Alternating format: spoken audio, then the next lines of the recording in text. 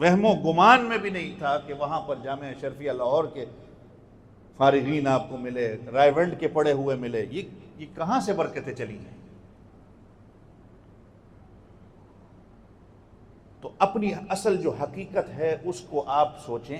اس کے اوپر توجہ کریں، باقی جو ارد گرد کی جو ایران توران کی چیزیں ہیں اس کو چھوڑیں۔ اپنا ایک مقصد بوقت ضرورت، یہ دنیا جو ہے جتنا آپ نے اس میں رہنا ہے، جتنی آپ کی زندگی ہے اس پر محنت کریں، جو ہمیشہ ہمیشہ کی ہے اس پر اگر آپ محنت مشقت کریں گے تو آپ عقل مند ہیں، ورنہ آپ بے وقوف کے بے وقوف ہیں، اور میں بھی پھر بے وقوف ہوں کہ میں اس کو ہی عقل مند سمجھتا ہوں جو دنیا کے پیچھے محنت کر رہا ہے۔ یہ وقت جو ہے نا، وقت یہ آج 19 ہو گئی اور 1 بج گیا پورا۔ یہ وقت ایسی چیز ہے کہ میں ابھی قیامت بھی آ سکتی ہے لیکن یہ وقت واپس نہیں آئے گا،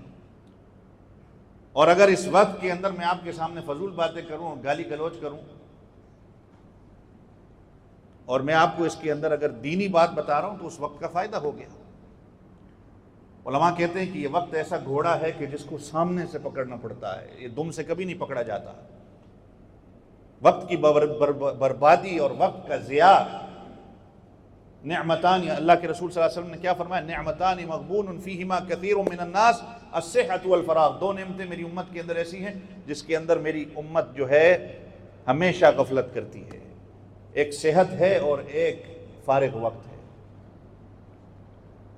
وقت کو قیمتی بنائیں، اور علامہ اقبال نے بھی یہی کہا تھا نا کہ غافل گھڑیال تجھے دیتا ہے منادی، گردوں نے عمر وقت کی ایک اور گھٹا دی، گھڑی ایک وقت کی اور گرا دی۔ یہ اس طرح کا کچھ شعر ہے ان کا۔ تو یہ وقت کو جو ہے بوقت ضرورت، جس طرح انسان بیت الخلاء اور ٹوائلٹ میں جاتا ہے، وہ وہاں پر یہ نہیں دیکھنے جاتا کہ ٹوائلٹ کیسا خوبصورت ہے، وہاں پر شاور کیسا لگا ہوا ہے، ماربل کیسا لگا ہوا ہے۔ وہ وقت اپنے کام کے لیے جاتا ہے اور وہاں سے فارغ ہو کے آ جاتا ہے۔ یہ دنیا کی مثال بھی، جتنا آپ نے اس میں رہنا ہے اتنی محنت اور مشقت آپ کریں۔ ہر چیز اگر آپ دیکھیں تو ہر چیز کے اندر یہ آج جو یہ موبائل فون کا استعمال ہے، یہ موبائل فون کا استعمال بھی ضرورت کے لیے ہو، لیکن اس کے باوجود اب جب رکھا ہوا ہے، ایک بندہ آپ کو فون کر رہا ہے، آپ فون نہیں اٹھاتے، اب پتہ نہیں تو زرداری کا چاچا ہے، نواز شریف کا چاچا ہے، تو اتنا مصروف ہو گیا ہے کہ تو فون نہیں اٹھا رہا۔ اور اس کے اندر سارے جو مقصد تھا اس فون کا، آپ نے دیکھا ہوگا کہ جب آپ اس کے اندر سارے دنیا کے کام کر رہے ہوں، جب کال آتی ہے نا تو سارا کچھ بند ہو جاتا ہے۔ یعنی وہ بھی آپ کو یہ بتا رہا ہے کہ یہ ضرورت جو جس مقصد کے لیے اس کو بنایا گیا تھا صرف کال کے لیے تھا۔ آپ کسی ایپ پہ لگے ہوں، دنیا کا ہر کام اور ہر گند اس کے اندر آپ دیکھ رہے ہو یا غلط کام کر رہے ہوں، جب وہ فون آئے گا تو وہ سارا کا سارا بند ہو جائے گا، آپ کو بتانے کے لیے کہ بھائی مقصد اس کا یہ تھا، لیکن آپ کسی اور مقصد پہ چلے گئے، تو اس مقصد کی طرف واپس لوٹنا ہے۔ اللہ ہمیں عمل کی توفیق عطا فرمائے، یہ فکر ہمیں ہونی چاہیے،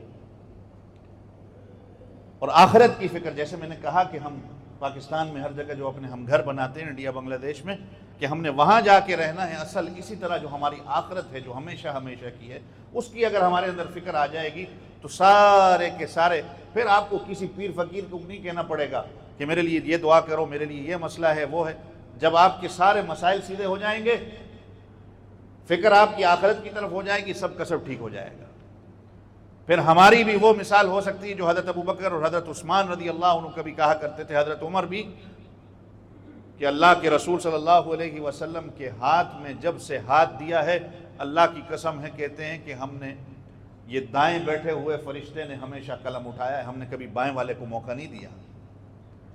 کہ ہماری برائی لکھ سکے، موقع ہی نہیں ہم نے اس کو دیا، اس لیے کہ ایک فکر تھی، ان کو پتا تھا کہ ہمارا مقصد دنیا میں جو ہے وہ دنیا میں رہنا نہیں، یہ اسٹیشن ہے، فائنل ڈیسٹینیشن آپ کی اور ہے، یہ سارا ایک یہ آپ کا سٹاپ اوور ہے۔ جیسے اللہ کے رسول صلی اللہ علیہ وسلم نے فرمایا، کن فی الدنیا کأنک غریب او عابر سبیل،